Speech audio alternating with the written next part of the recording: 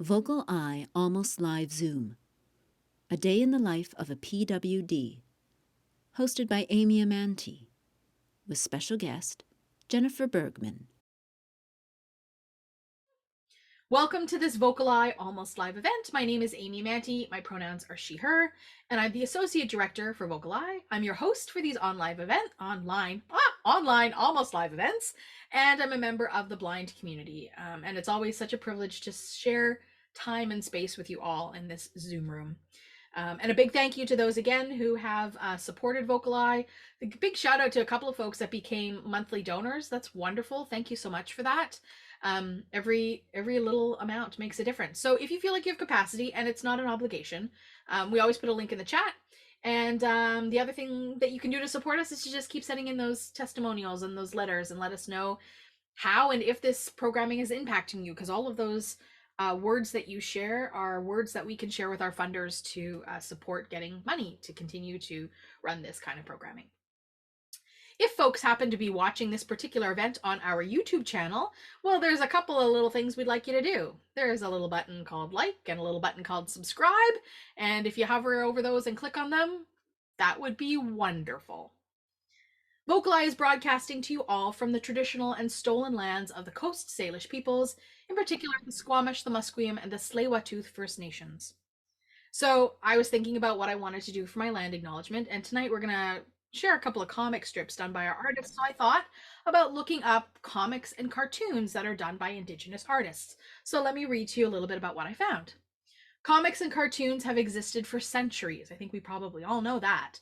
But it wasn't until the arrival of Superman in 1938 that comic books soared in popularity. But for many decades, Indigenous peoples weren't well represented in comic books, except for stereotypes and tropes that were damaging and harmful to community members. But that has begun to change. In fact, many Indigenous people today who are storytellers are beginning to draw comic books because they offer the opportunity to meld storytelling, cultural histories, and artistic expression all together. So there is an artist and creator of a platform, and I'm going to quote him here. His name is Lee Francis IV, and he's a descendant of the Laguna Pueblo peoples, and he's the owner of something called Red Planet Books and Comics. And he is somebody who does an Indigenous Comic-Con. He's an organizer of Indigenous Comic-Con. Did you know something existed? I did not. I think it's fabulous. So he said that comic books aren't far off from some cultural storytelling traditions. And then he said, I don't want to speak for all Native folks, but I think that this visual storytelling seen in comic books harks back to our own stories and petroglyphs. So petroglyphs are like rock art on the inside of walls and on walls, which connects back to their ancestors. These days, Indigenous stories are getting a chance to shine. And in November 2020, Marvel, in fact, launched Indigenous Voices #1, an anthology which includes stories from a diverse group of Native storytellers and artists. And one of them in particular is a Coast Salish artist named Jeffrey Vergey. So this is what I learned about a little bit about Indigenous folks and comic books in the comic world and in graphic novels. And I thought it was important to share that there is an uprising of this kind of art in Indigenous communities as we explore what we're doing this afternoon with our special guest in the space. So there you are, friends. I guess maybe what I should just do is go ahead and welcome you all to this Wednesday, May the 3rd, 2023. Tonight, we're proud to offer you our Almost Live event number 119. 119. Our special guest in the space this evening is Jennifer Burgmann. Jennifer, where are you? Coming into the square. There's Jennifer. Hi there. How you doing? Good. We lost your camera, though. Did you? Let's see. Did you do that on purpose? Wait. I think it's because my glasses are on there. There we go. There we go. Now we got you. Now we got your smiling face. Jennifer, how are you this evening? I'm doing really well. How are you? I'm excited to have you. You're not only a friend, you're an artistic colleague, and I really appreciate you coming to the space. But folks in the space may not know who you are. So I wonder if you can share a little bit of background about who Jennifer is. What do we need to know about Jennifer? Well, I am a middle-aged white woman with long dark hair and blue eyes. And I, excuse me, I grew up in Calgary, Alberta, moved out to BC many years ago, a couple of decades ago. And I was actually non-disabled for 38 years of my life. Mm-hmm. And one day after a series of vaccines, I started to feel really unwell. And it turns out I had Bickerstaff brainstem encephalitis, which is a rare neurological disorder, autoimmune disorder. And I was hospitalized for 18 months. I was in a coma for 6 weeks and then in rehab for about 2.5 years. I currently am disabled as a result of it, and I use a power wheelchair. And for the longest time, I wasn't certain whether I would fit back into theater. I have a degree in a BFA in performance arts from SFU, and I didn't know if I would fit in the community. But a couple of years ago, I became involved with the Real Wheels Acting Academy, and I discovered that there's plenty of opportunities left. So I have been involved in that. I just finished about a couple of months ago. I was the assistant director for Teenage Dick by the Arts Club. And I took a playwriting circle, which really sort of sparked my interest in playwriting. So I began writing a play based on my experience in the hospital. And after I was ill and I got out of the hospital and I was recovering, I really felt compelled to share my story. I noticed a massive difference in the way I was treated by society, by strangers, by the public, even by my own family sometimes. Yep. As a result of disability. So I really wanted to share my experiences and reach out to other people that, might have experienced what I experienced. And so I began writing stories, which were published in The Mighty, the online disability newspaper, I guess. And yeah, I've just been writing ever since. I'm busy writing my 2 plays and get involved in theater, and I'm just living my best life right now. I mean, doesn't it, when you have an acquired disability, there's sometimes, I've said this many times in this space, but there's sometimes this way of thinking where we think like there was a who I was and there's a who I am now. But it sounds to me like you're in a place where I am too, which is you're recognizing what the opportunities are now, and be damned everything that happened, best life is right now. Yes. Yeah, absolutely. It really feels good when you kind of hit that part of your life where you're like, you know what, I can recognize that there are things, I can talk about that there were things that I experienced, but here's where I am. And gosh, I still, there's a lot of things we go through, but it feels good to be doing this work. Yeah, absolutely. And I of course went through a period of time where I went through terrible depression and doubt and loss of self-confidence. All that internalized ableism. Yes. Yes, that as well. And it was kind of a matter of get on the business of living or get on with the business of dying. Like there's just no in between for me. So I got on with the business of living, and I have to say, interestingly enough, that I'm probably happier now than I was before I was disabled, before I went through what I went through. That resonates with me very strongly because I feel the same way. So let's talk about the comic strips a little bit before we introduce them, because I'm curious about whether you were drawing and writing comic strips before disability, or if that was a part of you sharing your story. Well, full disclosure, I don't draw the comic strips. Oh, you don't draw them? I did not I notice. don't draw them. No, I use a comic making. It's an old comic making app.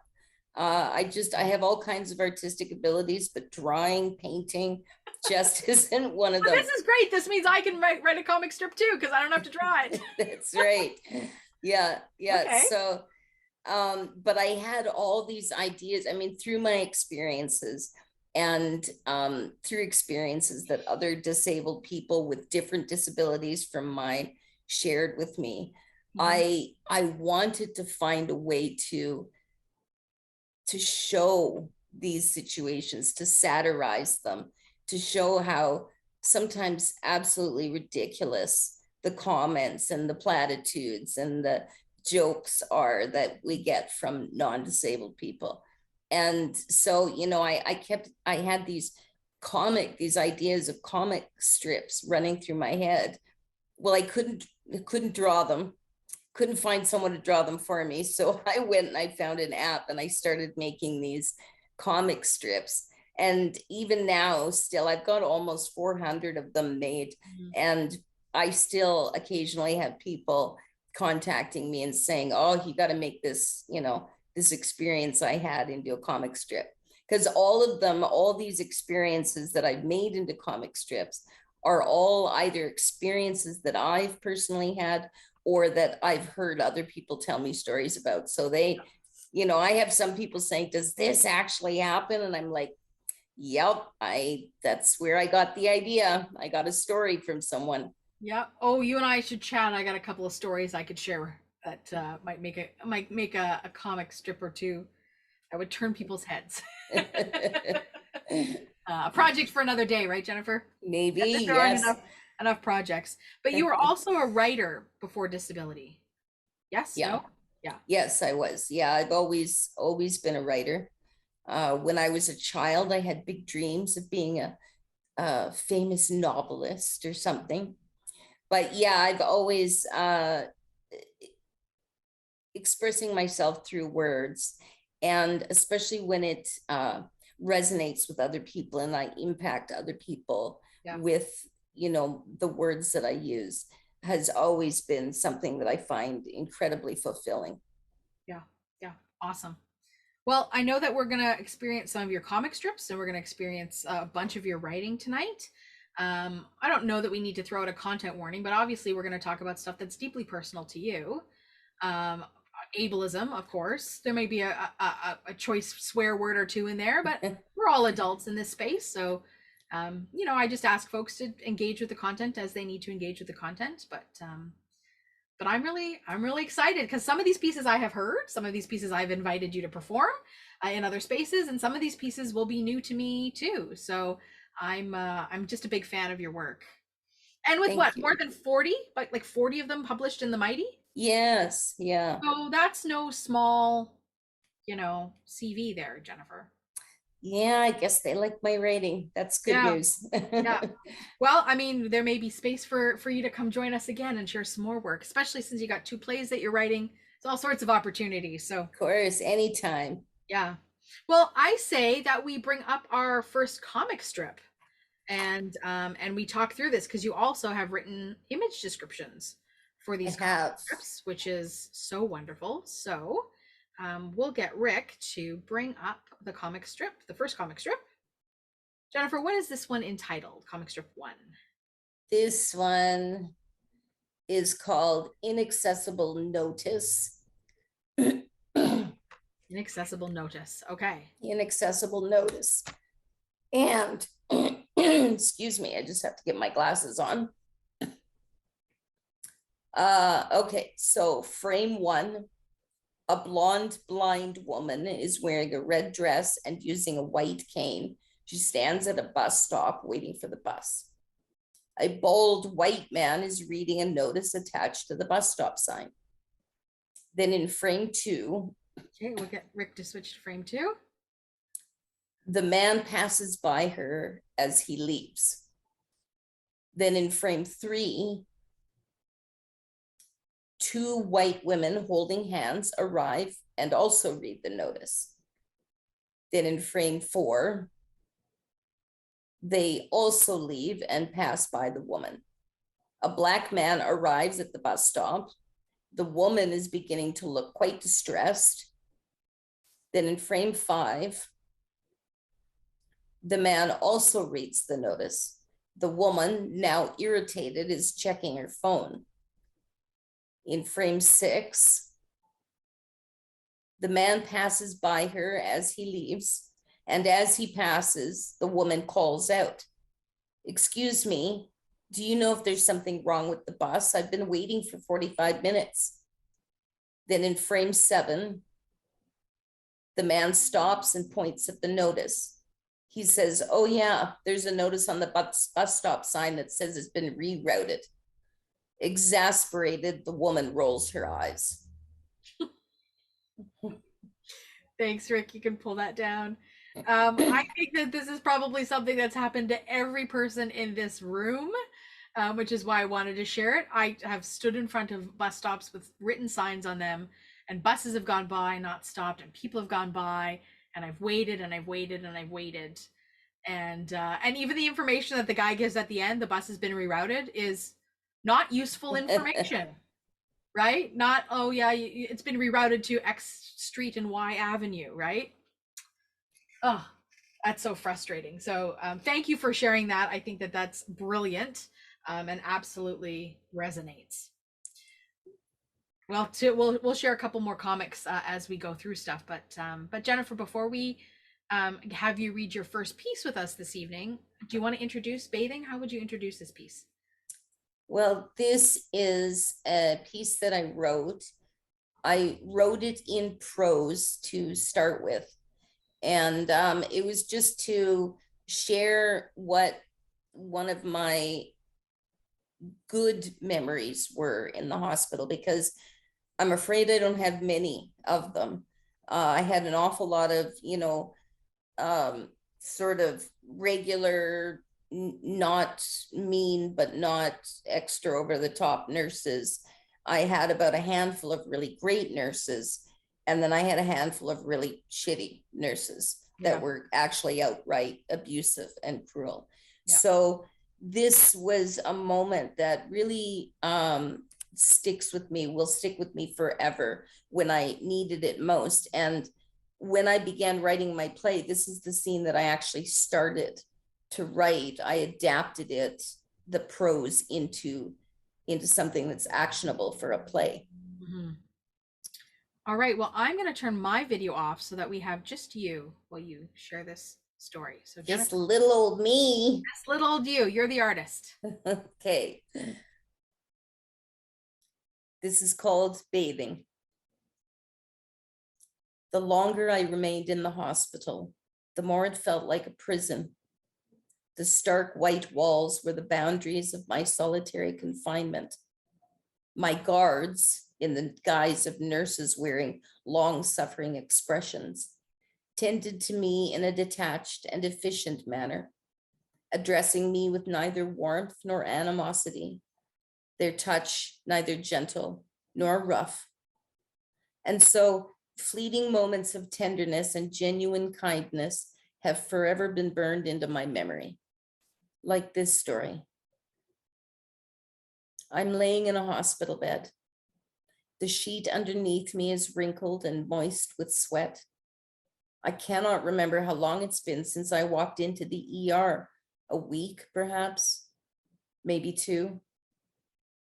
Wires and tubes snake from my body to various bags and machines next to my bed. I can no longer rise from the stiff mattress and barely have the strength to scratch my nose, where a thick piece of fabric tape holds a feeding tube in my nostril. A nurse enters and greets me warmly. He presses a button, a machine hums, and the blood pressure cuff inflates, painfully pinching my bicep. The bruised site of my last blood draw plays a steady, aching beat. He inquires about my pain and promises to bring something to take it away. The opioids ease the electric pangs that seem to erupt from deep within the fibers of my flesh. but they muffle my mind as much as it does the pain. Reality is transformed into a fuzzy landscape where time has little meaning, and my visitors seem like the diaphanous denizens of the realm of dreams. Let's get you clean, shall we? The nurse says gently. Oh, yes, please. My skin is cold and clammy with perspiration, and I can smell the sour odor of sickness oozing from my pores. He produces a large plastic basin, fills it with soapy water, and tosses a white face cloth into it. You've been having a rough time, haven't you? He asks. The genuine empathy in his voice loosens something inside of me, and hot tears flood my eyes. Please, oh, please don't start crying now. This should help you feel better, he says, placing the basin on the bed beside me. I brace myself in preparation for the marathon to come. Efficient hands that grasp at fragile limbs, a tepid cloth that scrubs at tender flesh, the chill of moistened skin exposed to air. I quiver with tension, my body's learned response to the presence of hospital staff. Ready? He asks. I'm going to touch you now. When was the last time someone asked for permission to touch me? Had I already lost enough autonomy that this simple sign of respect could produce such a flash of surprise and gratitude? Relaxing, I nod, and he gently lifts my arm over the basin and sluices it with warm water. The sensation causes a cascade of goosebumps to spring up all over my body, and I bask in the simple pleasure of a week's worth of sweat being washed away by the tender hands of a kind soul. As he works, sluicing, washing, rinsing, and drying, we talk about why I'm there. The tentative diagnosis, an educated guess really based on my symptoms, because all the tests keep coming back normal, is Bickerstaff brainstem encephalitis, a rare neurological autoimmune illness. Basically, my own body is attacking itself. Like a microscopic regiment of traitorous soldiers, my immune system is randomly destroying the power lines and communication towers of my nervous system. Vital messages traveling to and from Central Command have slowed to a crawl, and I am powerless to stop it. His voice is soothing, and he speaks to me with genuine respect and a compassion that seems to be a part of the very essence of his nature. This is what I have been craving from my daily tenders: connection, human contact with basic kindness and sincere empathy. I had been poked with countless needles that drew various fluids from my body. I had been scanned and tested and monitored by machines that hum and thrum, tick and beep. I am handled by countless pairs of hands belonging to strangers swathed in PPE. I am visited by medical professionals who peer curiously at my chart and ask the same questions that their colleagues did the day before. I am an enigma, a puzzle to be solved, a curious spectacle that attracts the attention of specialists from various disciplines. Doctors discuss theories and action plans over the bed in which my weakened body lay. Nurses come and go, checking vitals, replacing IV bags, monitoring fluids, and injecting a concoction of soupy pharmaceuticals into my feeding tube.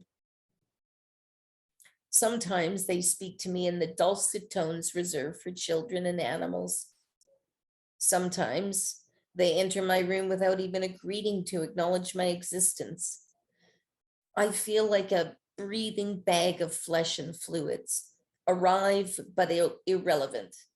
Just another unit in a warehouse of broken bodies waiting to be repaired. And I am afraid, so afraid. Did you have visitors on Christmas Day? The nurse asks. He seems genuinely interested, and I find myself opening up like a flower under the spring sun. A few days ago, my family had swept into my room in a bustling flurry of smiles, jolly greetings. Soft hair, curls of hair tickled my cheeks as winter-chilled lips planted gentle kisses on my forehead. My father tenderly stroked my hair, and my cousin leaned awkwardly over the bed rail to envelop me with his massive arms. The soft, seamed hand of my grandfather rested in mine as he sat beside me and gazed around at the branching extensions of his life and love. My aunt's easy laughter filled the space, and she generously unfurled her natural abundance of affection throughout the room. It was a typical Christmas family gathering with everyone chattering merrily. I should have been happy and invigorated by the pulsating energy. And yet I was tired and everyone was talking all at once. I really wasn't in the Christmas spirit, but I didn't want to steal their joy. So I smiled and I tried to be, it felt like I was present, but not all the way. I was surrounded by loved ones and I felt so not alone, just so separate. I was relieved when they finally left to have Christmas dinner. And then I was sad for feeling that way, ungrateful, and then bitter. They were all going home to Christmas dinner, and I was stuck here. I'm still stuck here in this stupid bed, in this lonely place, in this body, this failing body that just betrays me a little more each day. As I share the memory of that day and try to articulate the jumble of emotions that plague my heart and mind, the nurse listens attentively and nods as if he truly understands. I feel validated, seen. Once I am clean, he dresses me in a fresh hospital gown and changes my bed sheets. He carefully rolls my body one way, then the other, deftly removing the old moist sheet from under me and replacing it with the clean, dry one, taking care to remove any potentially maddening wrinkles. Better, he asks. Yes, much more than you know. In this moment, this quiet and merciful still point, I feel relevant, heard, and understood. I exist. I think I feel I'm not alone. I never saw that nurse again, but in the many months to come, I would think of him often and wish I could spend just one more night in his care. And this time, I would thank him for that simple act of kindness in the moment when I needed it most. The end. Oh, Jennifer, every time I hear it, I think this is 4 times now I've heard this, and I find new things in there every time. And I also I want to thank you for sharing, because of some of these things that you talk about very strongly resonate with me. I also was in a coma for a period of time before my onset of my disability. And I had a nurse that was bathing me every day in the ICU. And I was unaware of it. And his name was Bart. And it was not until after I came out, I never met Bart, but my family speaks very fondly of Bart and how well he took care of me. Do you know the name of the nurse? No, I don't.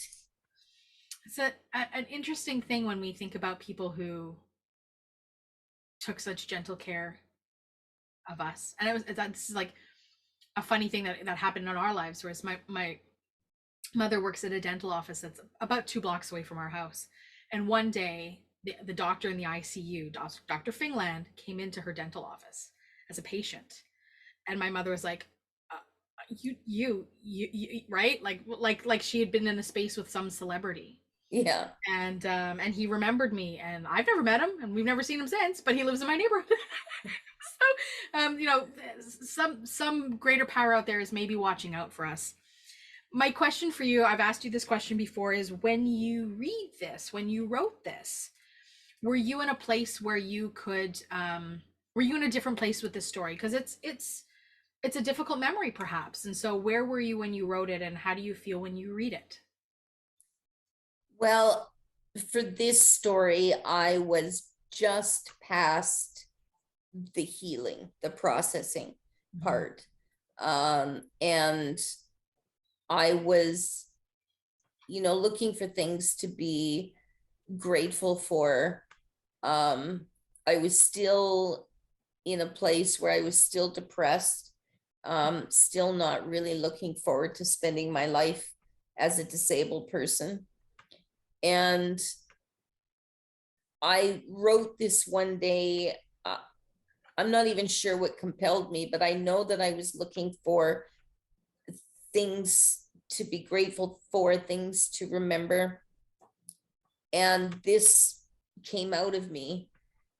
And when I read it now, it's a very fond memory, and it's not triggering. It doesn't bring back, the horrible memories of laying there sort of helpless and not having answers and stuff. It's more of a celebration that there were kind people that would come in now and again and help me just when I seemed to need it the most. Almost serendipitous, almost like the universe was saying, oh, you need a little sprinkle of fairy dust. We can see you're fading, emotionally fading. Yes. Yeah. Do you think that that part of writing this was a part of the healing process for you? I think so. Yeah. I think a lot of my writing is like that, especially for the articles that I've had, excuse me, published in the Mighty. Yeah. A lot of it is cathartic. A lot of it is healing. A lot of it is an effort to reach out to others who might have felt as lonely and like they're the only person that's going through this in the entire world. To reach out and say to these people, you're not alone. I've been there too. I get it. It sucks, Yeah. But there's a way through. Yeah. Yeah. Sometimes takes a while. And, everybody's journey takes as long as it takes. Yep. But my main message when I write these kinds of things is that it does eventually get better. It does. You do eventually find a foothold and figure out how you're going to adapt and navigate the world. Yeah. So you started off when you introduced this piece by talking about writing this particular piece in prose, and that you've adapted it for a play that you're writing. And then of course you shared with us that you're writing 2 plays.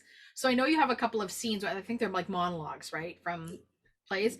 But will you share with us the 2 plays and then maybe read the scenes from the one play that you're gonna read? Sure. Because okay, I'm just gonna let you do it. Okay. Yeah, the one, my baby, is called Riding the Dragon, and it's basically an autobiographical account of when I got sick, the moment I was non-disabled and discovered that I had this, or discovered that I had symptoms, up until now, my age now. And it's an account of what I went through, what my family went through, and mainly about the tremendous amount of personal growth I went through in the years since. And I found myself reflecting now that I'm middle-aged, have entered menopause, entering sort of the autumn of my life, I'm thinking back on my life and I'm thinking about how different a person I am now than I was when I was a teenager, a young woman, and how my life experiences, particularly my experience with illness, hospitalization, disability, has fundamentally changed who I am today. And that I kind of dig the person I am today. Yeah. So, I was thinking about how pain and suffering and trauma often is what is the launching pad to personal growth and hones us into the people, the more empathetic, the more open-minded people we are as we grow older. Mm-hmm. The second play that I'm writing is a Christmas Carol, and it's a modern adaptation of A Christmas Carol, based on the disability perspective, in which our dear friend Scrooge owns a factory and some buildings around the city, and he has employees from a work experience program who are developmentally disabled, who he pays sub-minimum wage, and he refuses to fix elevators and so on. And we get to see his journey through the various Christmases to find out what kind of a change of heart he has in the end. Awesome. Well, I'm looking forward to both of those because they both sound awesome. What are you sharing with us today in terms of some of the scenes that you've written from your Well, I've written Act 1 of my play. Mm-hmm. And the two scenes, the opening and closing scenes of this act, are monologues for and this is for Riding the Dragon. This is for Riding the Dragon. Yeah. So I will read scene 1 and scene 8 pretty much back to back, and I'll let you know when they're switching. So, all right, this is the very beginning. Act 1, scene 1. The narrator is sitting in her power wheelchair with a blanket on her lap. Her eyes are closed and she is deep in thought. Her lips are moving and she's making small gestures as she talks to herself. The narrator opens her eyes and sees the audience. Oh, you're here. I'm so glad you caught me. I was off in La La Land. Was I talking to myself? I do that a lot. I was just reflecting on a question I was asked in an interview the other day. We were talking about how my life had changed as a result of a disability. The interviewer asked if I could go back to the day that I had got the vaccinations that caused my illness, would I make a different choice? I didn't have an answer. I mean, of course, I'd prefer to have a pain-free, fully functional body, but without those experiences, I wouldn't be the person I am today. And well, I kind of dig the person I am today. When I look back at the woman I was before, I weep for her. A series of images of Jennifer in her 30s appear on a screen. She is non-disabled, about 300 pounds, unhealthy, unkempt, and distressed. The images may include her sitting on a sofa in a messy home, weeping, lying on a rumpled bed, sitting at a computer, smoking with an overflowing ashtray and beer cans next to her, distant with her husband, or unconscious next to an empty bottle of sleeping pills with EMTs trying to revive her as her worried husband watches. The narrator continues. She was lost, in possession of many talents and desperate to find a purpose in life, but mired in a deep self-loathing and despondency that leached the marrow from the bones of her existence. Persistent depression was a tumor that grew in her spirit, poisoning the blood that flowed through the arteries that connected to her, to who and what she loved the most. It seemed to her that self-euthanasia would be a mercy, the simplest way to escape the mindless monotony of angst and regret.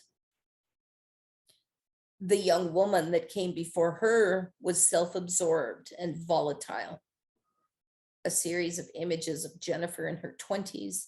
She is about 175 pounds, fairly healthy and well-groomed, hard-eyed and suspicious.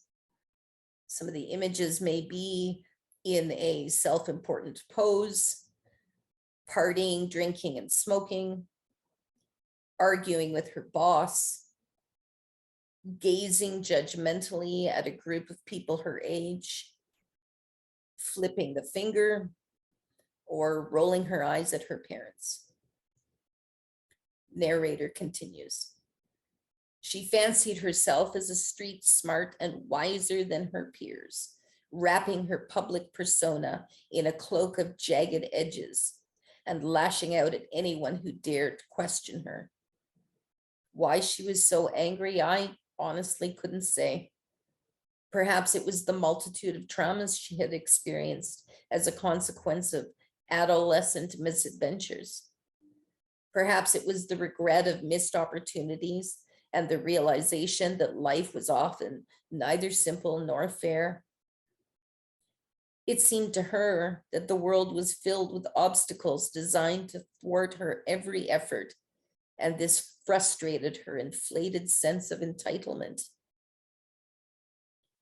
The youth that came before her possessed the body of a woman, but still the mind and heart of a girl. A series of images of Jennifer in her teens. She is slender and attractive, wearing tight, skimpy clothing and stiletto heels.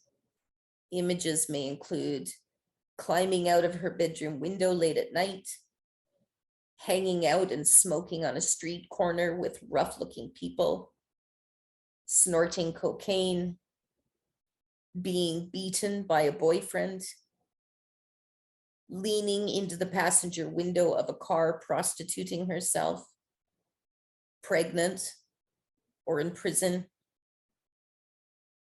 Armed with the untamed passion and a hunger for excitement, she explored the city's underworld, heedless of the dangers that lurked beneath the exhilaration of adventure. Determined to defy societal expectations, she cast aside the values instilled in her from childhood and waded into the murky sea of corruption. Foolish girl. Without the judgment and foresight of ripened maturity, how could she know that her choices would carve a wound in her soul that she would struggle to mend for a score of years? It seemed to her that she knew what she was doing, and the risk was worth the reward of freedom. As I enter my middle years and pass beyond the fertile vitality of summer, crossing the threshold into the quiet precipience of autumn, I am struck by an irony. I now have the wisdom to identify the poor choices I made over my decades on this earth. But without the experiences that resulted from those decisions, I would not possess the wisdom I have today. That's the way of it, I suppose. Our experiences shape and mold our perceptions and attitudes, and can change us so radically that we barely recognize the person we were before. It seems to me that the greater the trauma, the greater the potential for growth. Like the lush carpet of fresh life that springs from the ashes of a massive forest fire. The massive fire that preceded my own great journey of growth began in 2009, just a few months after my 38th birthday. And moving on to the last scene of that act is another monologue. This is after the character Jennifer has been in a coma for 6 weeks, and she is just waking up. Consciousness comes to me like a drop of dye in a pool of water. Thin tendrils of awareness spread from deep within, swirling throughout my body and reaching out to brush against its confines. It takes a moment to recognize that I'm actually awake and process the flood of information pouring in through my senses. Sound comes first. A steady whooshing rhythm keeps time with my breathing, and the pedestrian tones of the hospital activity play a busy melody. My tongue is cloven to the roof of the arid desert inside my mouth, and an antiseptic odor hangs in the air. And what is that curious scent that seems so familiar? Is it plastic or rubber, maybe? I'm in the hospital. I know this immediately. And I remember what? Something wrong. I'm sick, very sick. I remember. My eyes flutter open. Bright lights up, down, up, down, up and down, and a blast of smoke or fog obscures the stage. Bright light pierces my brain. I struggle to focus through the fog that clouds my vision. As the smoke clears, Colleen is seen resting in a chair facing the audience and reading. Jennifer has double vision. Everything she sees is in overlapping pairs. It would be ideal if this could be somehow reflected in this scene, either through staging or creative technical magic. The narrator continues. My sandy eyes roll in puffy sockets as I gaze around the stark white room, searching through double vision for a familiar sight. They land on my mother and my heart swells with joy and comfort. She is beautiful. A warm glow wreathes her dark chocolate locks like a saint in a Renaissance oil painting. I open my mouth to speak and hear nothing but a breathy puff of air emanating from somewhere below my chin. Disturbed, I try to raise my hand to get her attention, but it lies limply at my side. Sharp claws of panic begin to scrabble in my belly as I realize I'm unable to move any part of my body besides my head. Mom, I'm here, Mom, look at me. Sweat leaps from my pores and my heart is a galloping stallion as vision begins to fade. Once again, darkness claims me. And that's the end of that act. Wow, Jennifer. Again, what can a person say other than it feels completely vulnerable? I mean, not only have you named your lead character Jennifer, and you told us it was autobiographical, and then you reveal all of these things from your past that are, quite frankly, kind of hard to hear, right? Like, again, I wonder about your process in allowing yourself to write this content, and what you think the impact will be on listeners of the play.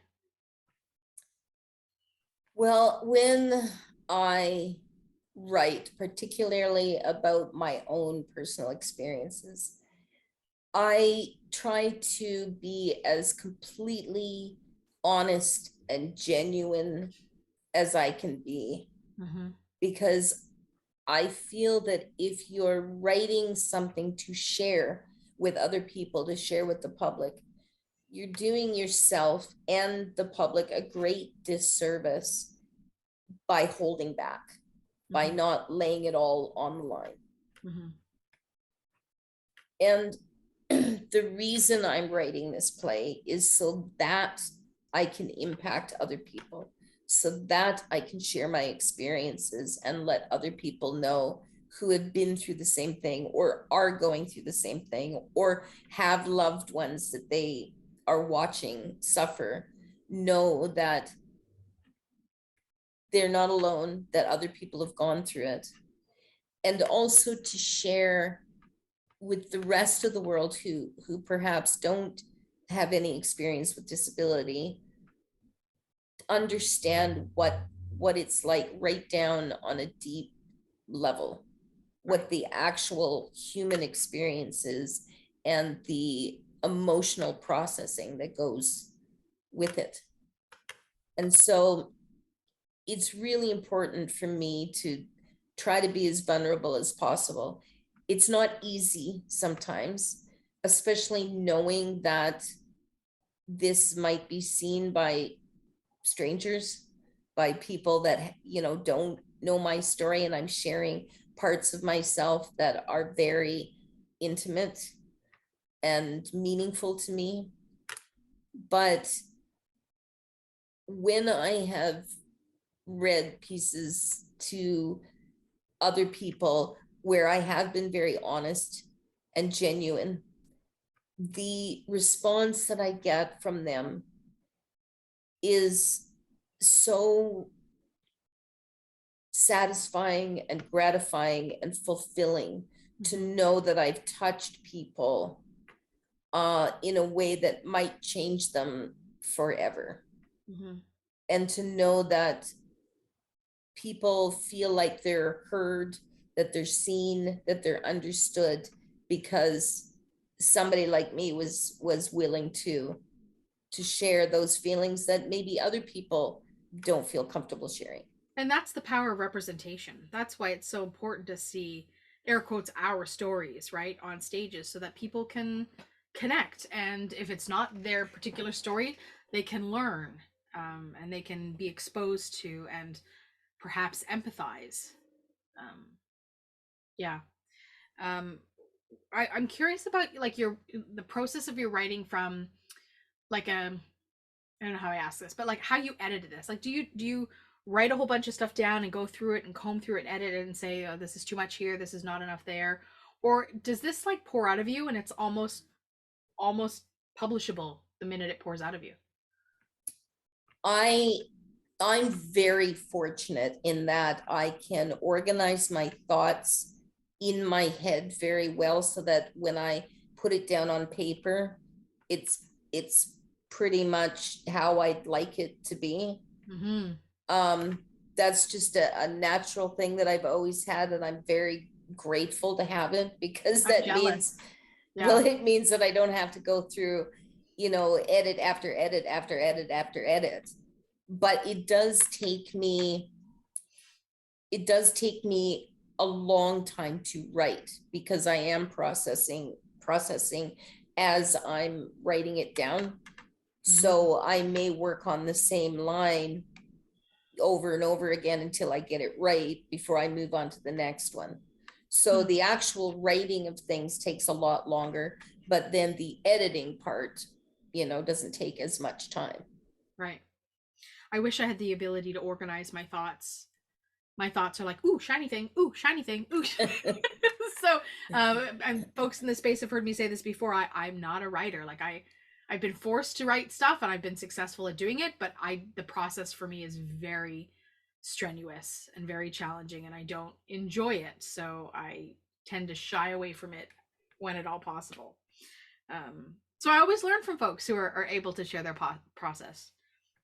Yeah, well, I mean, it's just like any creative process, you know, for some people, some things come naturally, and for other, like I wish I could draw and paint the way I see my father or my tattoo artist, you know, like I'm amazed by people that are able to render onto the page these amazing images. I can draw stick figures, that's about it. Little hearts, you know, little cats pooping, kind of stuff, right? I hear that. I think there was a time where I could draw, when I had more sight, I could draw better. But now, as soon as I take the pen off the page, I don't know where to put it back. Right. Right. So it would have to be a line drawing that continues, which is not something that I can do. So I digress. Jennifer, we're going to transition into a second of the 3 comic strips that you brought this evening. So this one's entitled High Chair. Rick, I'm going to get you to bring High Chair up on our screen. And it's just a single frame as far as I remember. Yes. All right, Jennifer, talk us through this one. All right. So in this one, frame 1. Oh, wrong comic. Hang on a sec. There we go. Okay. So a white woman wearing blue pants and a t-shirt and using a manual wheelchair is approached by a stranger, a blonde woman wearing a red dress. Stranger says, "Hello there, sweetie. Are we having a good day? And what are we up to today, my dear?" The woman, irritated, replies, "Please don't mistake my wheelchair for a high chair." Which is so typical. Yes, I mean, you referenced this in the dulcet tones that people speak to you when you have a disability, like you're a child or a small animal. Yes. Right? I think I have been spoken to many a time like this. Do you remember some of the moments where you've been spoken to like this? Oh, yes. Well, I mean, I even wrote an article on having a power wheelchair, and it seems like as soon as you are in a power wheelchair, I don't know about manual wheelchairs, but people assume that I'm incapable or that I can't find my way or that I require a caregiver. I've had people literally, cross the street, 2 streets, just to come and have a conversation with me in one of those tones that says, I bet you don't understand what I'm saying, so I have to speak loud and clear. Yeah. Well, and I would imagine, since you have the privilege of eyesight, that you can see them coming and you're like, oh no. Oh no. Yeah. Oh no, not again. Yeah. You develop a radar for those kind of folks, for sure. I encounter a ton of these folks, and there was a time where I get and this is no disrespect for religious people, but I get caught in a lot of prayer circles. And again, like I think that religion to each their own, but I don't feel like I need to be saved, and I don't feel like I've done something wrong to have acquired a disability. So for me, that becomes quite a moment, but I don't see them coming. It's all of a sudden they're there and we're in an elevator together and it's happening and I got nowhere to go. But then I tell myself at the end of the day, like, as long as I'm safe, which I never know if I will be, that I can turn that into a theater piece, and I have. So sometimes some of the greatest content comes out of these awkward moments. Exactly. Yeah. Take your odd, weird, ableist moments and turn them into something creative and funny. I'm always surprised, and I often find myself leaving one of those situations just really, really wondering what the person is thinking, or why they feel compelled. Like, what is it about me or about disabled people that they feel the need to behave this way? So strange. It is very strange to me too. I was on a bus once, and there were 2 sisters, and they started just a very typical conversation with me, and then it turned into very much a healing prayer circle on the bus. Nobody intervened. And we got off on the bus at the New Westminster SkyTrain station. Our local folks will know who that is. And I ducked into a restaurant. I was followed into an elevator, and I ducked into a restaurant. And the host said to me, "Table for one? Like, you're eating by yourself?" And I was like, "Yes, please, table for one. Like, get me out of here." So, and they didn't follow me into the restaurant, but yeah, this kind of stuff happens all the time. So I'm glad somebody's documenting this. I'm glad that you're like bringing attention to these things through this lens of satire, because I think it's really important, and I hope that people are listening to these comics and going, "Oh, really? Why? Like, you know what I mean? Why would anybody do that?" Yeah, well, like I said, I mean, I've had actual non-disabled people say, "Does that actually happen?" "No, that can't happen." And I'm like, Well, it did to somebody, because that's where I got the story. Yeah. Yeah. And it was your kind. No, I'm just kidding. Yeah. Your kind. Ableism, ableism, ableism. It is everywhere. All right, Jennifer. We're going to transition into another piece that you've brought to read for us. This one's called Finding the Will to Live Again. Yeah? Yes. How would you like to introduce this piece before you share it with us? This is a piece that I wrote for the Mighty. I'm just trying to bring it up here. And I think it might have been a prompt from a writing class or something about what I'd been through with depression, how I was feeling with about my disability, and how I transitioned from being really, really unhappy and pissed off about my disability and not wanting to live, and transitioning into a place where I actually life could be pretty good. Mm-hmm. All right. All right. Turn my camera off. It's all you, friend. Okay, so this is called How I've Learned to Live Again After Disability. I vaguely remember trying to end my life when I was in the hospital. It was night. There was no window, and I could not turn my head to see the clock on the wall beside me. Even if I could see it, I wouldn't have been able to read it. I knew it was night because it was quieter than usual. There was still the beeping of machines and the occasional nurse's voice that wafted through the open door of my darkened room. But the electric hum of doctors, nurses, technicians, and visitors going about their business had disappeared. I was having difficulty breathing. The mucus from my latest lung infection was partially blocking the trach tube. The sheet under my back was soaked, and a wrinkle was creating a maddening itch on my right hip. My body was on fire, and even the cool breeze of the oscillating fan that brushed the tiny hairs on my sweat-sheen skin felt like an army of ants marching to and fro. My feet felt encased in hot iron thorns, and I ached in half a dozen places, but was unable to shift or roll over. Contractured shoulders prevented me from reaching for the nurse's bell that had fallen off my chest. I couldn't move. I couldn't ring for help. I was lonely and frightened and terribly depressed. It had been this way for months since I emerged a 6-week medically induced coma. As my brainstem and nervous system struggled to repair themselves, my body lay immobile, being monitored, measured, and observed through countless wires attached to noisy machines. It was oxygenated, fed, hydrated, and cleansed through various tubes attached to bags of all sizes. My body lay dormant and weak, but my mind was alive and active, and I couldn't stand it anymore.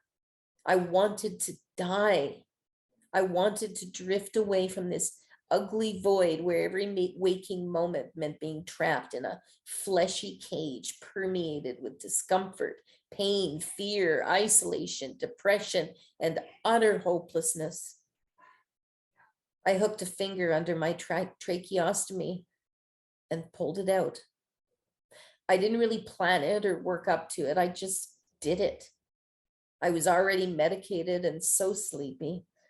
Perhaps I would simply stop breathing and drift away.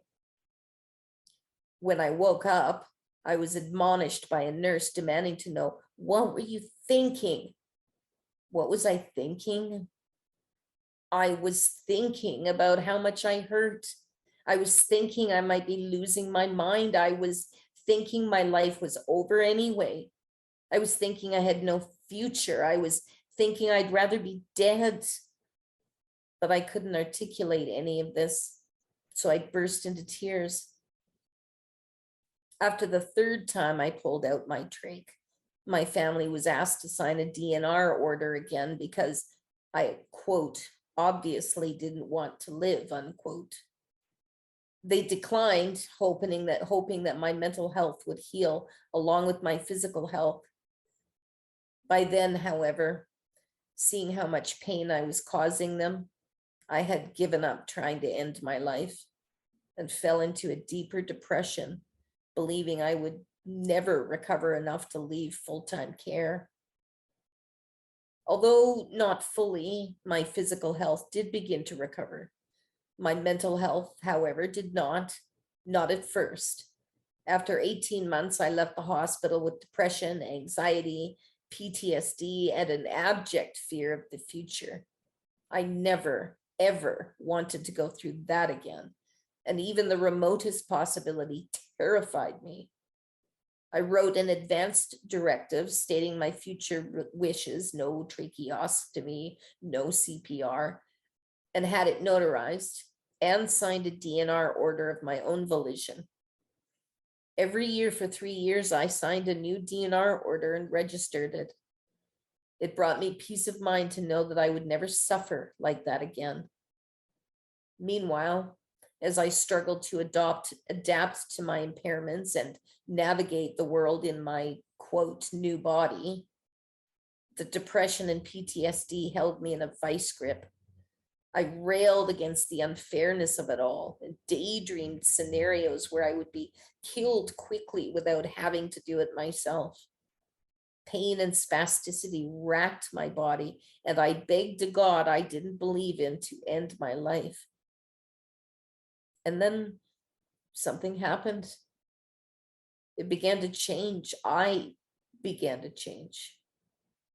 As I progressed through rehab, group homes, and onto independent living, I was given resources, equipment, and supports to assist my transition to regaining independence.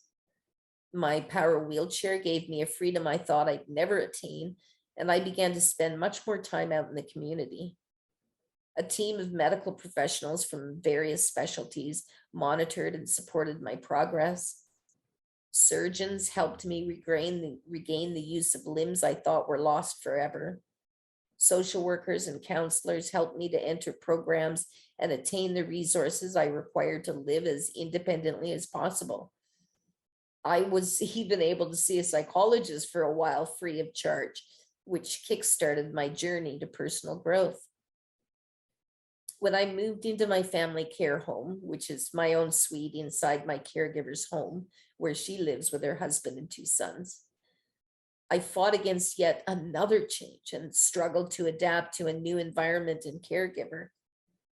In time, however, I began to realize how valuable the situation was for me.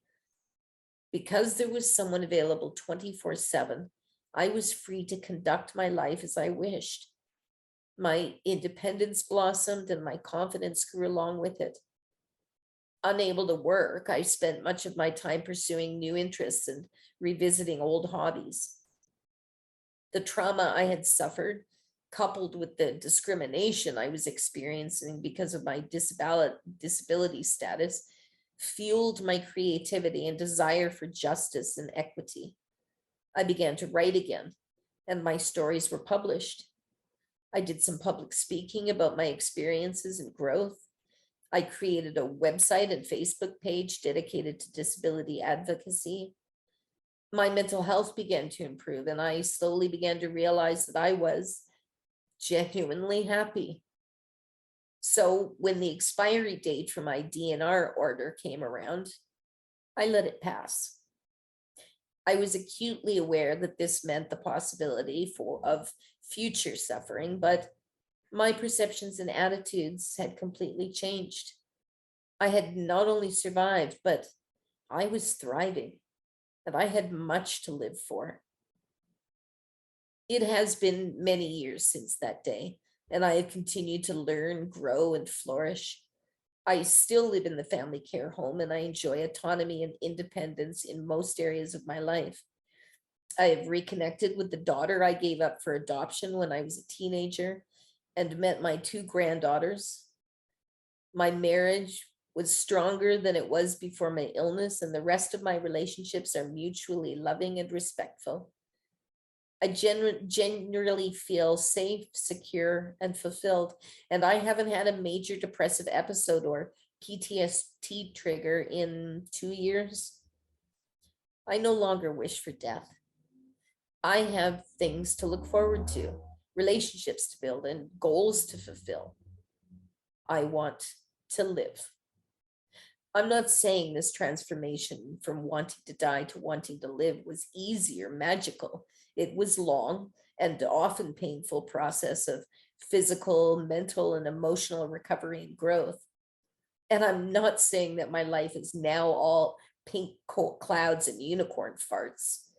Chronic pain, mental illness, accessibility issues, and rampant ableism are still a part of my daily life. What I'm trying to say is that it was nearly impossible to have hope for the future when my present was so uncertain, isolating, and filled with pain and fear. I didn't know anyone who had gone through something similar, so I felt like no one could possibly understand what I was experiencing. I had experienced a trauma that completely changed my life and set me on a trajectory I had not planned. It took time to heal, to recover, to learn, to adapt, to grow, and to accept. Now that I'm through the long, dark tunnel, I'm grateful I had that time. When I think about how many times my cosmic batteries almost ran out, and all I would have missed in life had that happened, I realize just how lucky I am and how much life there is left to live. If you're in that long, dark tunnel right now and desperate for the pain to end, I want you to know that I get it. You are not alone. It's going to take time. And I know that the thought of spending more time in the state you're in feels like an indeterminate prison sentence, but it can get better. Give yourself that time, and you may find, like me, that you can live a happy and fulfilled life after trauma. And please remember, the world is a much brighter place with you in it. The end. Oh, I just got a little goosebumpy there, Jennifer. It was a nice little note to the reader at the end about that. I really appreciated that. I kind of want to go into the controversial state of asking you how you feel about the medical assistance in dying legislation, given this exact conversation. And if folks don't know what that's about, like, essentially, in a nutshell, without unpacking all of it, is that the Canadian government went and said, okay, now if you have a disability, you can opt out. You can get medical assistance in dying. And the program used to be if you were terminal, if you had an imminent death, right? And now it was opened up to people with disabilities, as if our lives had no value. Of course, we want to kill ourselves, of course, right? The problem was, part of the problem is, and again, this is an oversimplification, was that people were accessing this program without being offered supports. So people were choosing to die because they couldn't pay for their food or their housing, because they didn't have the supports in place to do that.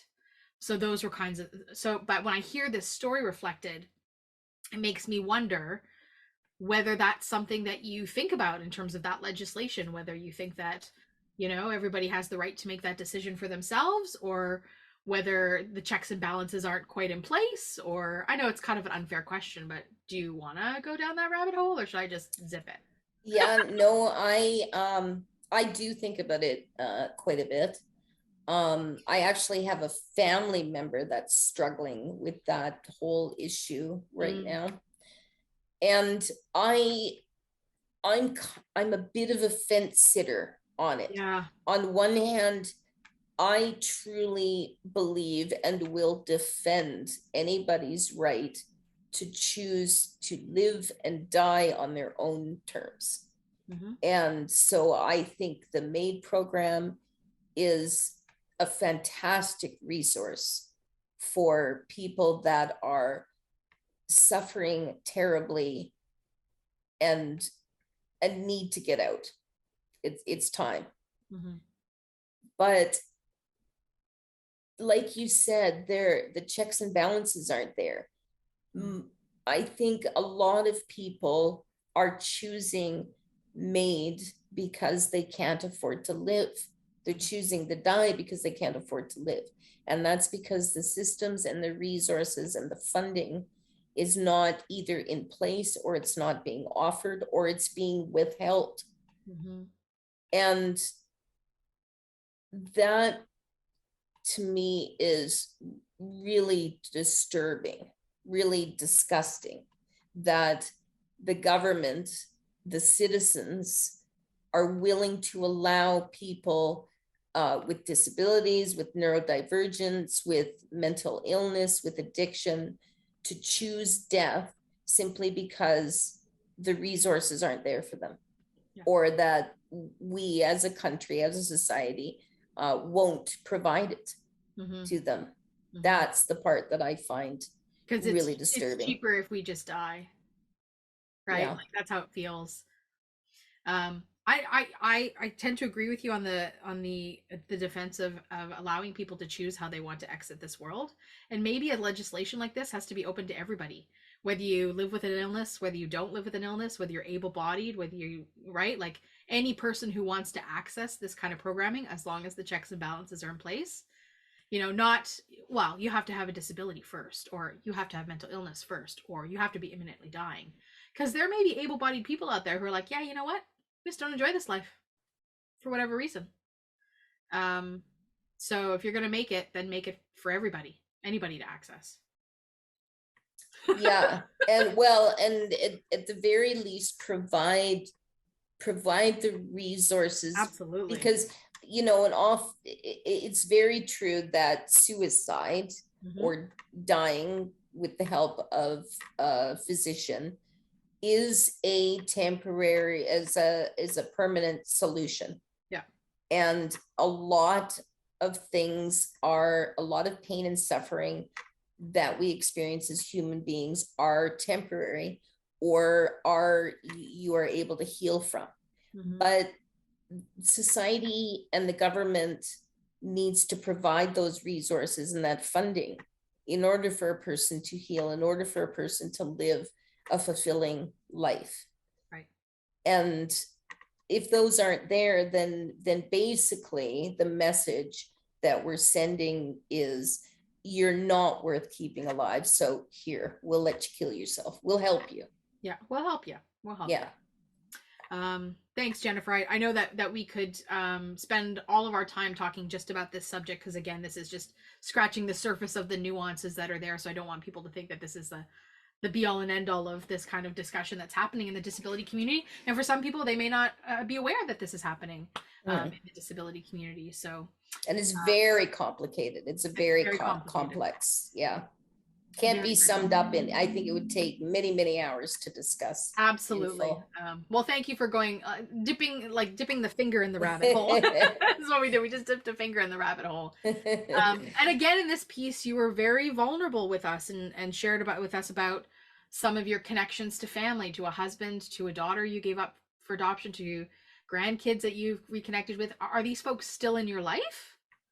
My husband passed away from a liver cancer last March. My daughter, I'm still in touch with her. She lives on the east of Canada, and you know, in touch with her through messaging and that sort of thing. But I think mainly it was, I think for her and me, the most important thing was that we got to meet each other. I got to see that she's doing well and that she was raised well.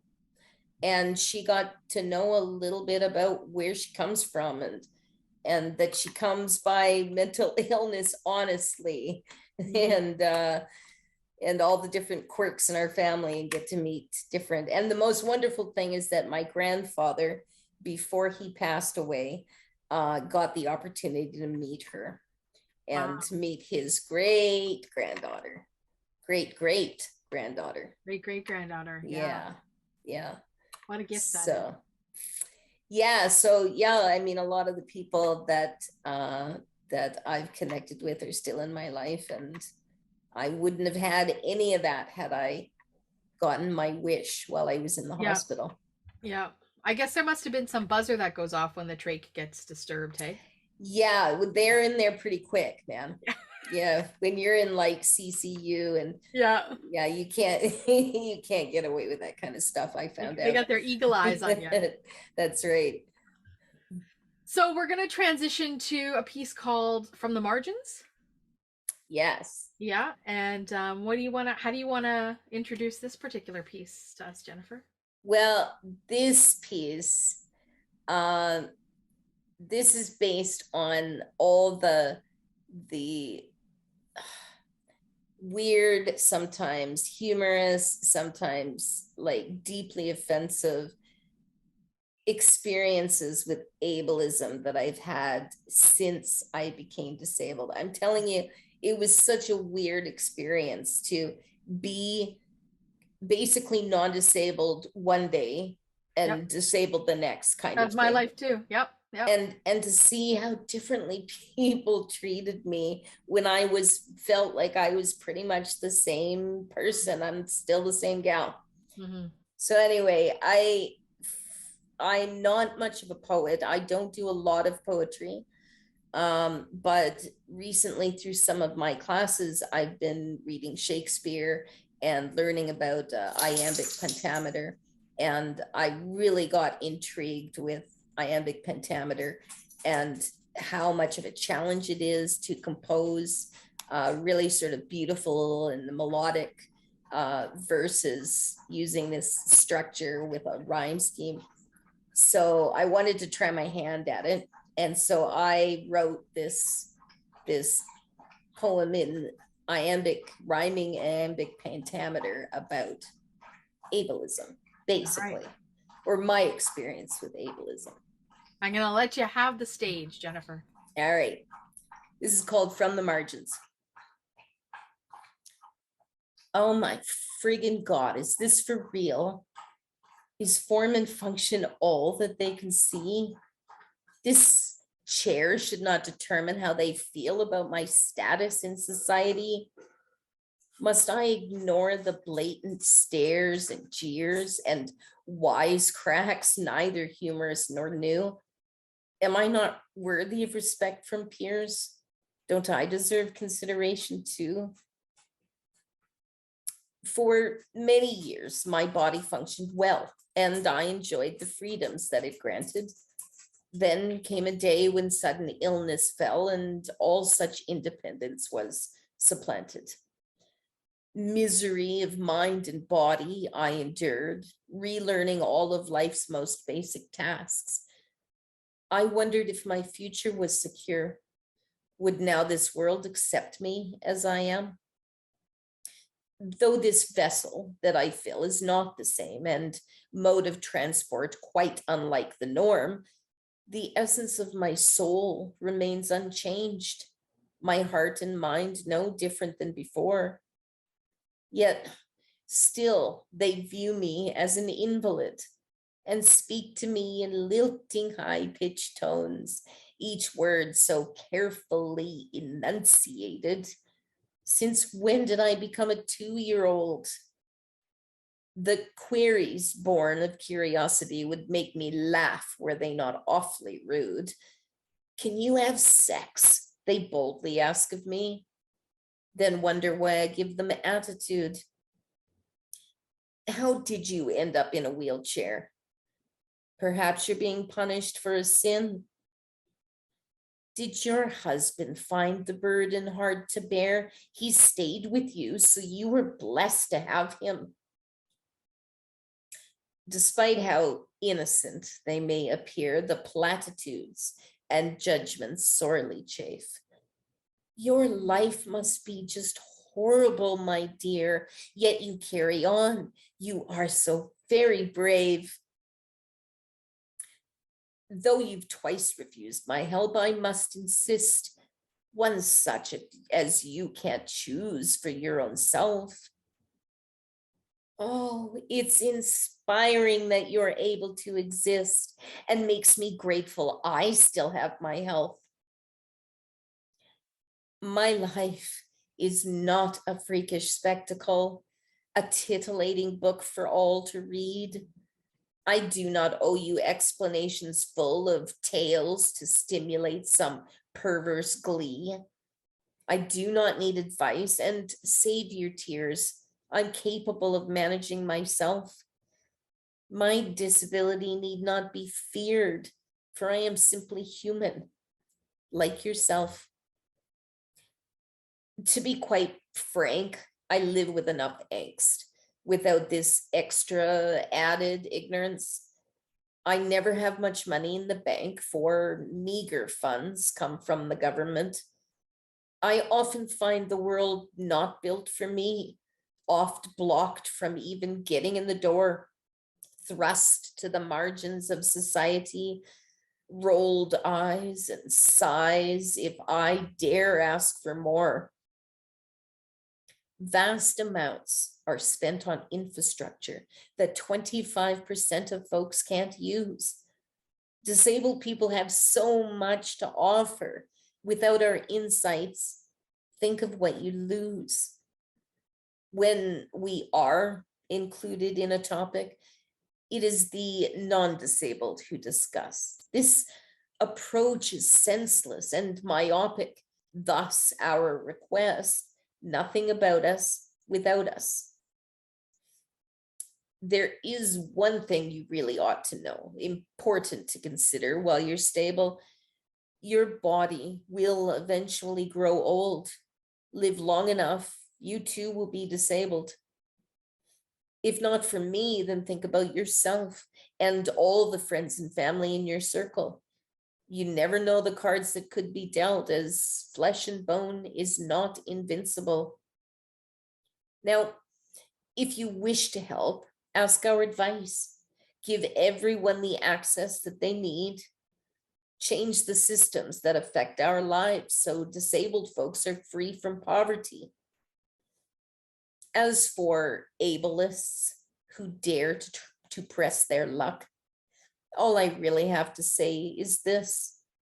I'm warning you, it's quite unwise to fuck with this here badass wheelchair using bitch. Woot, woot, woot, woot. All I can say about that, Jennifer. I love that one. I remember you telling me that you were writing this for the Crypt Cabaret, and you emailed me and you said, what do you think of this last line? This or this? This or this? And I was like, you got to go with the badass bitch.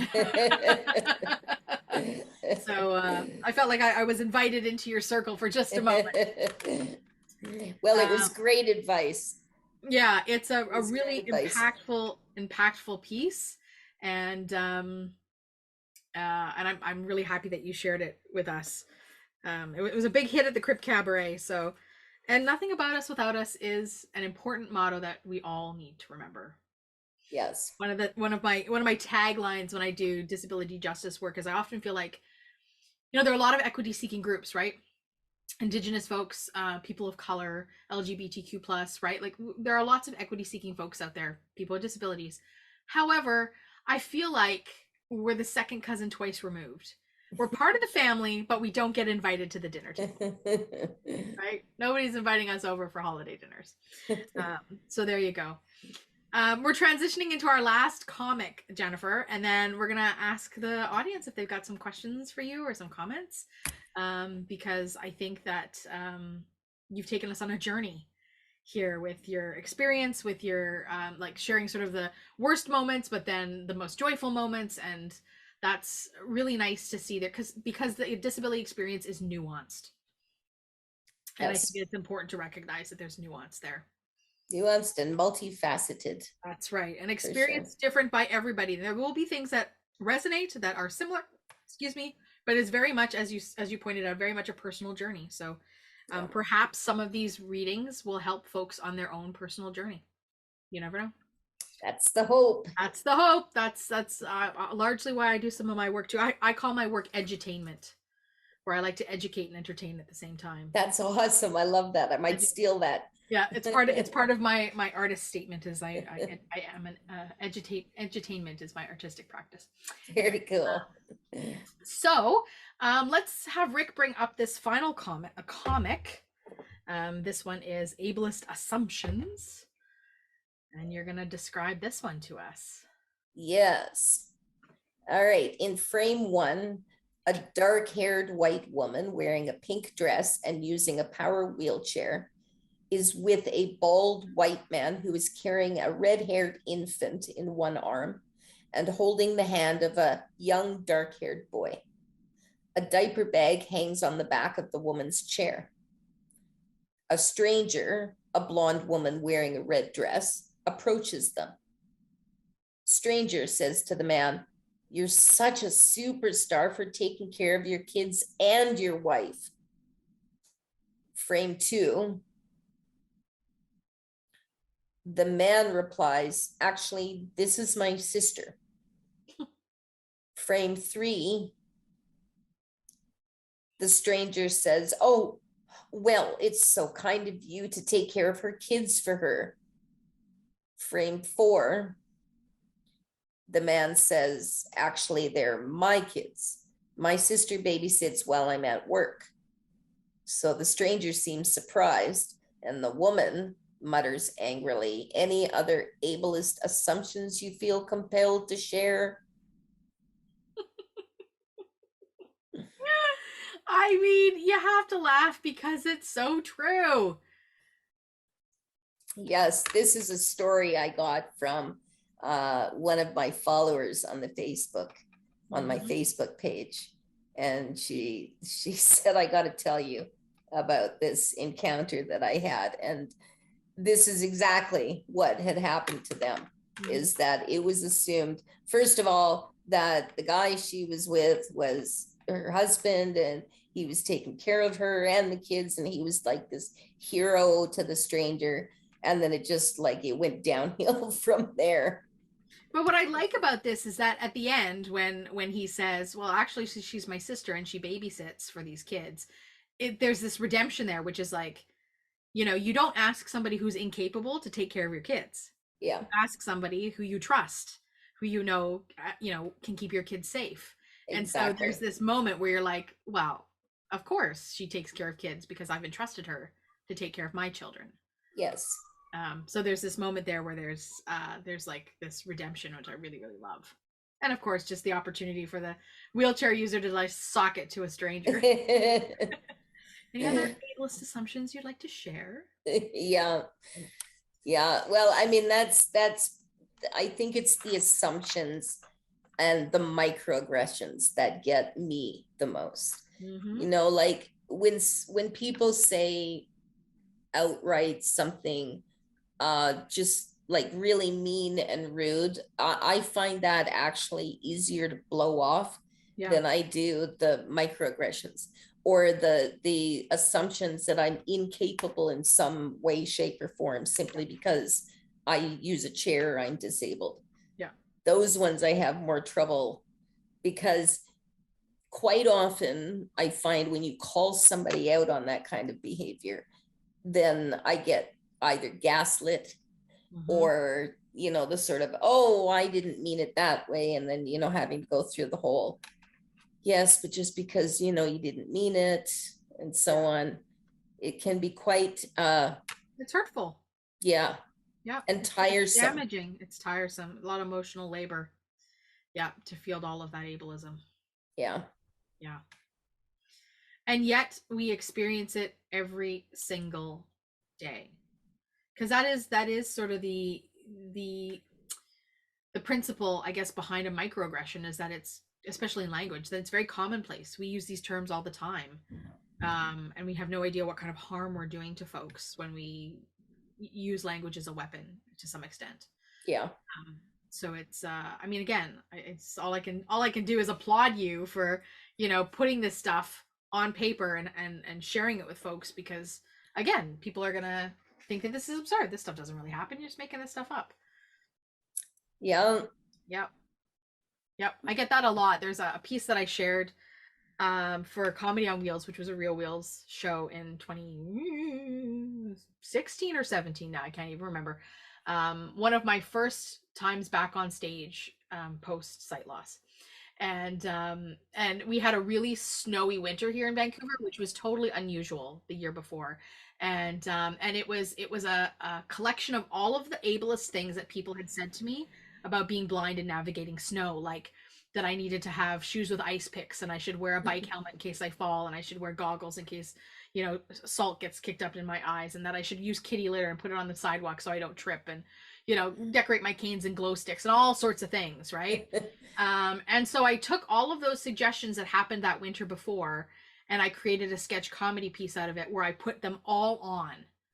And so you can imagine what you look like with, you know, you just come out looking like a Sasquatch with all of these bike helmets and snorkel masks and all these things, light up canes and stuff. And it was a hoot, but it was really like a little FU to people who were like, oh, we know so much better how to navigate in snow with a disability than you do. Let us give us your advice. And that was the first time I realized that perhaps collecting some ableist experiences meant that I could harness that into some kind of creative power. Yes, for sure. For sure. Well, I mean, go ahead. I think it's quite often, it's like I've said many times before, it's pain and suffering, or it's the embarrassing moments or the weird moments or things that are just really unusual that make for the best art in the future. Yeah. Something that people don't even think is possible to have been said out loud. Absolutely. Yeah. I think you and I are cut from the same cloth, Jennifer, in a lot of ways. So, I think so too. Yeah. I very much appreciate you sharing the space with us. You shared a lot of content tonight. That's the end of the content, but I already got some hands because people know that this is coming, where I'm going to say, hey, if you want to ask Jennifer questions or share comments, use the raise your hand function. So Louise already has her hand up. So Louise, space is yours. Okay, first of all, Jennifer, can you hear me? Yes, I can. Okay, I want to thank you. You had me in tears, laughing, and just thinking of my own journey tonight. And one of the moments I remember, and I'm going to share this because it's a moment that I was 15 years old, sitting in a hospital. I was already totally blind in one eye, had surgery on my second to try and save sight. I woke up and my eye, of course, my good eye was covered, and I had to decide, how am I going to move forward? Though I wasn't allowed to get up and do things on my own, maybe go to the bathroom, and that was usually with a nurse's help. But my first meal tray came. I had to think how to handle that moment, and I was determined to make it work. Mm-hmm. I feel about 6 months later, was the day I told my mom, I'm fed up with being an old lady at 15 years old. Actually, by then I turned 16. I'm fed up being an old lady. I'm tired of this lifestyle. I just want to go blind and have this over. I don't want any more surgeries. I don't need any more of this. Mm-hmm. Well, I got my wish. I came home total. And my eye hemorrhaged again. I went back in the hospital. But what really changed my heart was standing at a window and looking out, knowing I couldn't see what was out there, and thinking, how am I going to travel? Not even thinking, and knowing that my own family was visually impaired. I was the one with the least vision, knowing a lot of blind community, knowing that a guide dog could help me, but it was that journey of starting. Mm-hmm. What I did over the next 3 surgeries, what they asked me, every last thing, and still be as an old lady. Mm-hmm. And I gained some sight back, and now I'm total. And I'm thankful for those years I had that vision. And your story tonight made me tonight go back and think of things that happened in the hospital. Mm-hmm. Good moments and bad moments. Nurses who treated you well, nurses who didn't. And I just want to thank you. You made me realize that there is stories to tell. So thank you, Jennifer. Oh, my pleasure, Louise. Thank you so much for sharing those thoughts. Thank you, Louise. We've got Megan, and then we've got Karim. Man, those stories were amazing, especially the one in the hospital. Because I remember one time when I went to the hospital a lot, was one time where I was in the hospital. I was in a ward, and one of the big ones, I mean, like B or A in the 4th floor or 3rd floor. I don't remember what room I was in. But man, you could, oh my gosh, I was lying in bed, and oh man, I was not well, and it was just really, and I had to be poked, like that's what you said, like drawing the fluids. I had to be doing the same thing 7 times, and one of them was in my right arm, all 7 times in this arm here, and like, oh man, I'm like, oh my gosh, please stop, please, like God, poke, like God. Yeah.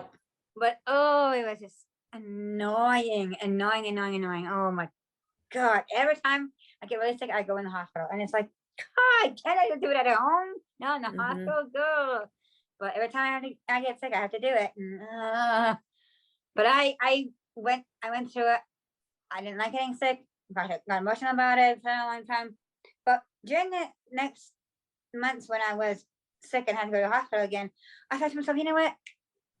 Just live life to the fullest, be brave, and just do what you gotta do. And that, man, oh my God, it's amazing.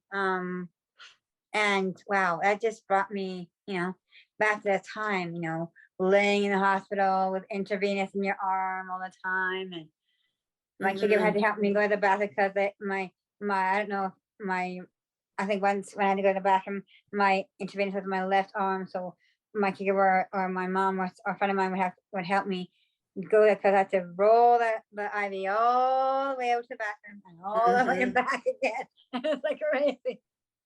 Ugh. Yeah, I hear you. Another time is I couldn't, one time I had to stay in the hallway in the hospital, and I there was no bathroom in sight. I had to go bathroom, so I asked the nurse to help me, and she says, "Well, we'll see what's going on and all that stuff," and so I had to go into a room, a surgery, an actual wardroom, and go to the bathroom because I was sleeping outside in the hallway, and it's like, oh, God, happens a lot, yeah. Annoying. All well, right. Megan, thank you for those comments, and hopefully you don't have to experience anything like that again.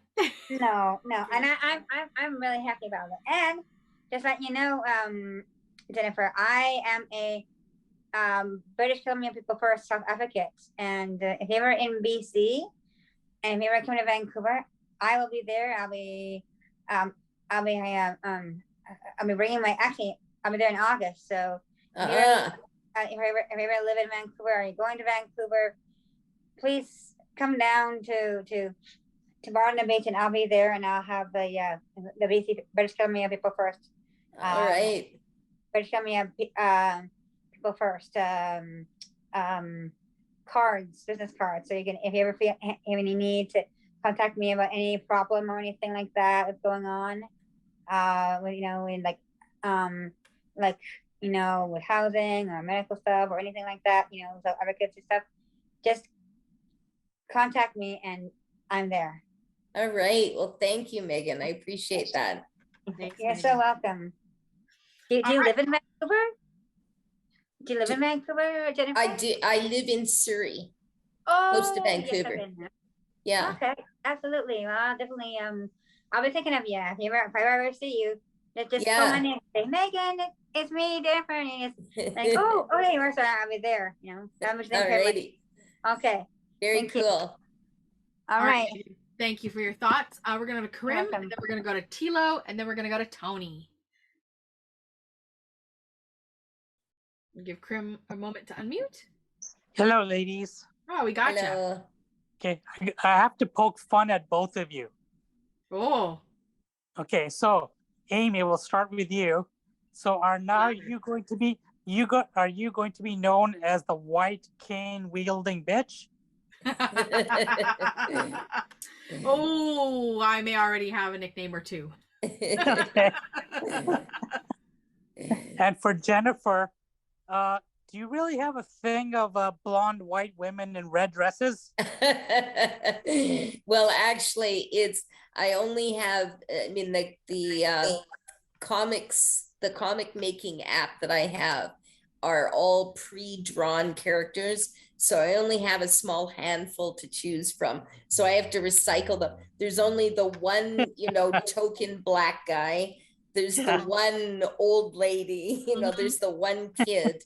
So yeah, I have to recycle all these characters. Well, Yeah, I thought maybe you were describing yourself in the earlier days. Oh, no, never was blonde. Nor I. Yeah. Thanks, Grim. I just wanted to thank you for your words. They were very impactful and very enlightening, especially both your comic strips and your experiences in the hospital and the ones of the other person in the hospital. I love that you ended it saying, the world will be a better place with you in it than without you. Yeah. Truly believe that. We're all unique. We all belong here. Here. Yeah, good words to say and good words to pass on to everyone else who's going through this journey and this process. Well, thank you so much for your comments. I'm really glad that my work resonated with you. That's really nice to hear. Yeah, just gonna said that. Yes, I've been that person at the bus stop, and I've been that person in the hospital as well. Yeah. I knew Jennifer's work would resonate with some folks in the room tonight. Thank you so much, Kareem. Thank you. All right, we've got Tilo, and then we've got Tony. Go ahead, Tilo. Hello. Hello. This is such a great subject. I'm gonna go with my earlier stuff when I got depressed the first time, really depressed and didn't understand. And I understand that feeling, wanting to die. I was 16 and I got hit by a car. And through that also, not through the car, but long before, I have a condition. I have chronic migraines. So I couldn't deal with both of them, with both the one injury, which was I had a muscle from my right leg, from the knee all the way up to the crotch, torn apart from the bone. Ouch. So I couldn't walk. I had to hop everywhere. Bus stops, I had to hug. If there's no place to sit down. I could feel the blood rushing when I stood up, or the blood settling when I sat down. My leg always had to stay straight. I was like that for a year and a half, and it was torture. Yeah. And I got through that. And one of the fears was trying to walk out in the street again, especially where there's lights, because that's where I got hit, where there was lights, and I got hit by the car. Right. I did find out the guy did a turn that he shouldn't have done. It was too sharp, and he should have made it wider. And he caught me, and he almost caught another person at the same time. And he took me 3 quarters down the block before I fell off the car. Oh, wow. That's my first time. But I've been hit by a car 4 times. Oh, Tilo. And the last time it was, I had to take acupuncture for a whole year. And during that, every time I took acupuncture once a week, for 2 days, I wasn't allowed to take a shower because the needles went too deep. And if I put water on there, I could end up getting an infection. So I had to wait for the heal. That's why it was 2 days. It was not good during the summertime because I smelled really bad. And when you have a partner, they don't want to hug you. So you have to deal with that. But I was really grumpy for quite a long time, and because I couldn't go anywhere and a lot of pain and stuff. So I have had my trials and stuff, but I have realized early on that we are here put on earth for a purpose. We have a goal. We have each year is like a workbook for you.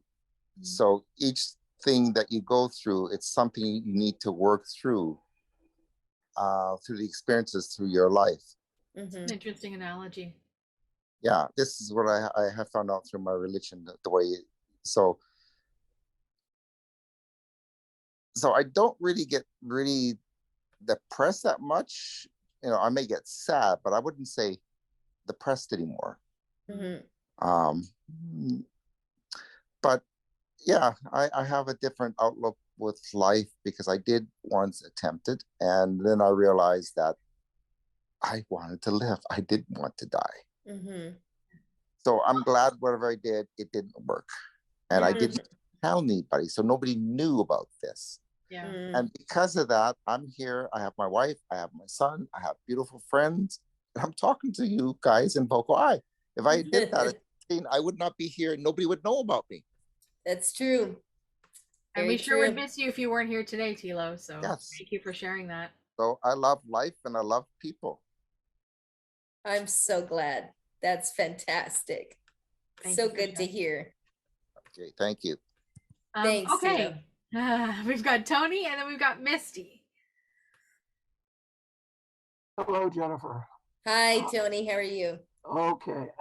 Your writing is phenomenal. You are so gifted, and your presentation style got me teary-eyed at moments, laughing, smiling, saying exactly. Ableism is alive and well, and we wish we could kick it in the ass and maybe give people some brains to understand how much they hurt by their comments. But I applaud you tremendously for your nitty-gritty, detailed explanations. You are the consummate audio describer. You have given a new meaning to that level of detail. I thank you for it. I have my pleasure. Two observations. You have your comics made, other than you mentioned The Mighty, have they made mainstream documents, newspapers, magazines in Canada or in the United States? No, they haven't. And I haven't, I don't market them or anything. I do them for fun. Probably, there's probably a bunch of copyright red tape, with me using the app, but I do them just for the fun of them. I put them out there online onto my Facebook page, and I invite anybody to use them, to share them, to use them in presentations about, disability and ableism. It's just my gift to the world.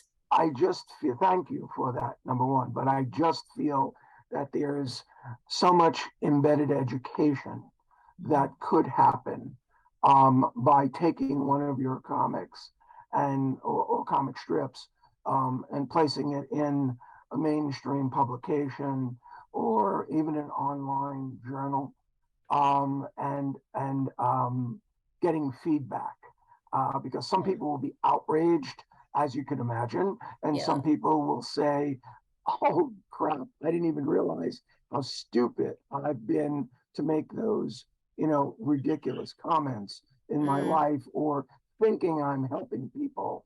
I know many on this call could remember whether they had a guide dog or a cane and waiting to cross the street properly in ways we were all instructed in, where someone comes and grabs us by the arm and starts pulling us across the street. It's like, where the F are you going? Let me alone. I frequently said, if I touched a woman that way, I'd be brought up on charges, know, and just think about what you're doing. You're attempting to drag me across the street, but I just wanted to thank you very much. And as Tilo touched on convictions of his.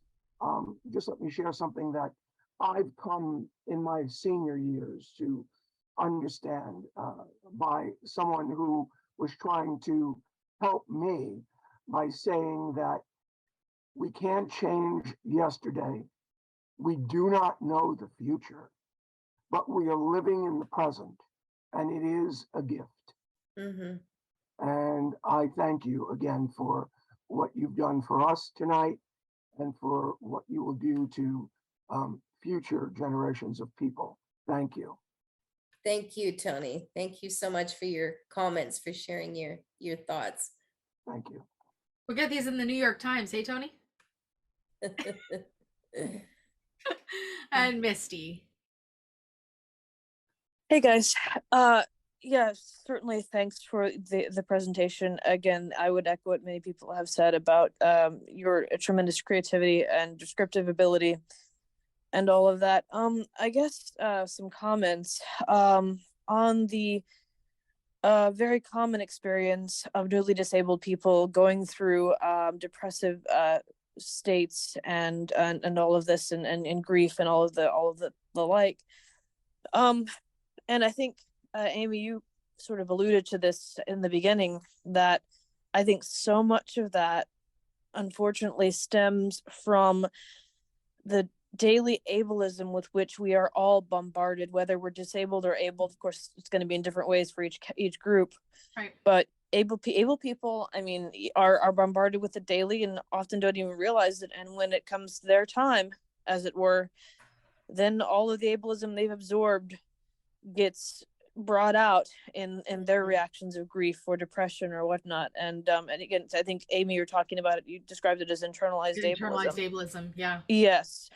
And my thought on that is really, anyone certainly in my community who's newly blinded, first thing I'll do is, as soon as I realize their situation, is recommend that they come into contact with other well-adjusted blind people, blind role models who are living the lives they want, living fulfilled lives, and blind people who know what works for them, who know what resources are out there. I mean, I think that is critical to someone who is newly disabled, who has been bombarded with ableist messages all their life. Mm-hmm. Excellent. I think that point. Can help them kind of skip a lot of the, maybe possibly skip at least some of the difficult transition issues. So yeah, that's an excellent observation and an excellent idea. That resonates with me very, very clearly. I remember never having known anybody or having anybody in my life that had a disability. I was stuffed to the brim with ableist assumptions and internalized ableism, and there was nobody that I could turn to. There was no resources that I was offered to make contact with people that, like you said, are well adjusted in the disability community, and that would have been tremendously helpful. Right. And I think, honestly, that medical establishments can be some of the most ableist environments you'll encounter. Absolutely. That's been my experience. And I do think, that more of these establishments should have resources out there that, okay, here's a brochure, take a look at this disability organization. You might want to get involved with these people that have your disability. And I think, again, it's really critical for folks newly disabled to get in contact with other disabled people, but maybe even better if it's their particular disability. And I think that these kinds of resources should be made available in medical establishments more than they are when the news isn't that great, let's say. So. Yeah, that is a fair point, Misty. How do we change the system is the question, right? Yeah, indeed. Because I will tell you, I went to the eye care center here in Vancouver, that where most people go, and I brought, in the early days of VocalEye, I brought flyers, VocalEye flyers with every appointment. So I was going every 3 months, and they pick them up and they throw them out as soon as they find them, because it's solicitation. And it's like, there are people in these waiting rooms that perhaps have loved ones that are losing their sight that might want to know that there's an organization that describes theater. And it drove my mind a little batty, realizing that was what, you know, like the caretakers of the building were told to do. We could have a Claire magazine there from 1982, no problem. But heaven forbid there's something helpful and useful to some community that might be experiencing sight loss. Oh, that's the end of the world. Who are we competing with, for crying out loud? All fair comments tonight, Jennifer. I think you can rest assured that your words have resonated, and I knew that they would. Which is why I thought an evening with Jennifer was exactly what this group needed and would enjoy. So but before I say an official thank you and fare thee well for the evening, Jennifer, we have a prize draw. Yes. I'd love for you to participate in. Are you game? Yes, I'm game. Awesome. Nobody go anywhere. We're giving away some of our luscious lip balm that our Indigenous friend Lise Gillis makes from her medicinal harvesting practice. And so we're going to bring Lindsay into the space. Where's Lindsay? Lindsay, do you have to spotlight yourself? All right, Lindsay, I'm going to put you and Jennifer in your hand. Oh, wait. Oh, Lindsay disappeared. Anyways, hi everybody. There you are. Okay, so Jennifer, when you say a word, I'm going to pull a name out. Whenever you are ready. Yeah. Ready, set, platypus.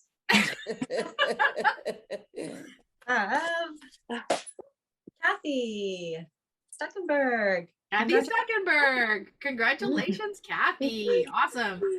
Kathy, we'll send you some luscious lip balm in the mail. Kathy's getting some luscious lips. It's beautiful. Kathy. There's a couple of people in the space that have it. Tony's got one, Tilo's got one, Christy's got one, I've got one. So by the end of the season, everybody will have a lip balm. But everybody it's will really have as nice as it lips. says. Yeah, I'll get you one, Jennifer. I'll get you one.